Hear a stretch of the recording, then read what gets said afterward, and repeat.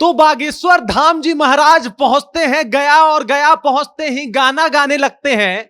गाने का बोल है जिया हो बिहार के लाला जिया तू 1000 साल। और उसके बाद जिस तरीके का वहां माहौल बनता है और वहां खड़े लोग उनकी बातों पे तालियां बजाते हैं वो देखने योग्य होता है। किस तरीके से गया जी में पहुंच के धीरेन्द्र शास्त्री ने अपना जलवा बिखेरा है ये सब कुछ आपको बताऊंगा, लेकिन उससे पहले मेरा परिचय जान लीजिए। मेरा नाम है रजत और आप जनता जंक्शन देख रहे हैं। बागेश्वर धाम जी महाराज पहुंच गए हैं गया और वहां उनका 7 दिन का कार्यक्रम जो है उसका आयोजन किया जा चुका है। हां, पहले की तरह दरबार नहीं लगने वाला, लेकिन होटल के बाहर खड़े होके जहां पे उनके एक झलक पाने को लोग बेताब थे और लोग ये चाहते थे कि धीरेन्द्र शास्त्री महाराज जी आए और उनसे कुछ बातें कर ले। और जैसे ही धीरेन्द्र शास्त्री जी आते हैं लोगों में खुशी का माहौल दौड़ जाता है। और उसके बाद इधर बाबा धीरेन्द्र शास्त्री जी वहां पे माइक थामे हुए गाने लगते हैं जिया हो बिहार के लाला जिया तू 1000 साला। और उसके बाद लोगों में एक और खुशी का लहर दौड़ जाता है, क्योंकि इस तरीके के गाने का उम्मीद बाबा जी से लोगों ने किया नहीं था।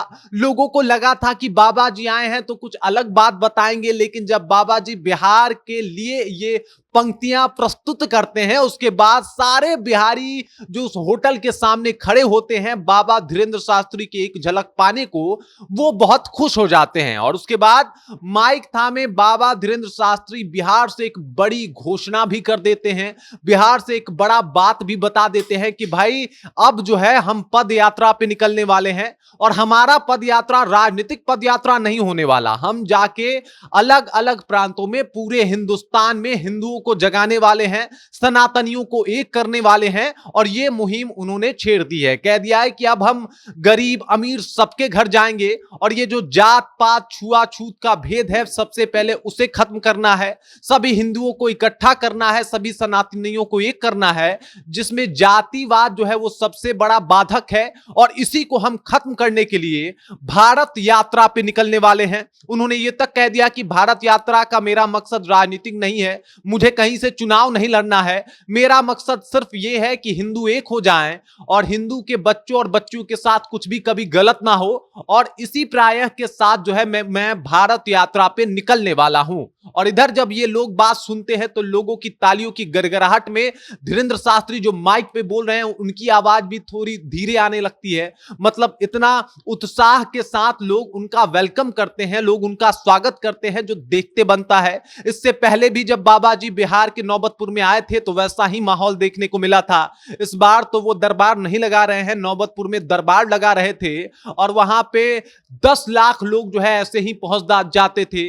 पंडाल से बाहर लोग खड़े होकर धीरेन्द्र शास्त्री को सुनते थे और इस उम्मीद में बैठते थे कि काश उनका पर्चा निकल जाए, वो बाबा जी से बात कर लें और उनके सभी समस्याओं का निदान हो जाए। और इस तरीके का माहौल था। और इस बार भी जब गया जी में आ रहे थे बाबा धीरेन्द्र शास्त्री तो ऐसा प्रतीत हो रहा था कि इस बार भी वही भीड़ देखने को मिलेगा, वही जमघट जो भीड़ का देखने को मिला था नौबतपुर में वही गया जी में भी देखने को मिलेगा, जो बोधगया में उनका कार्यक्रम है उसमें देखने को मिलेगा।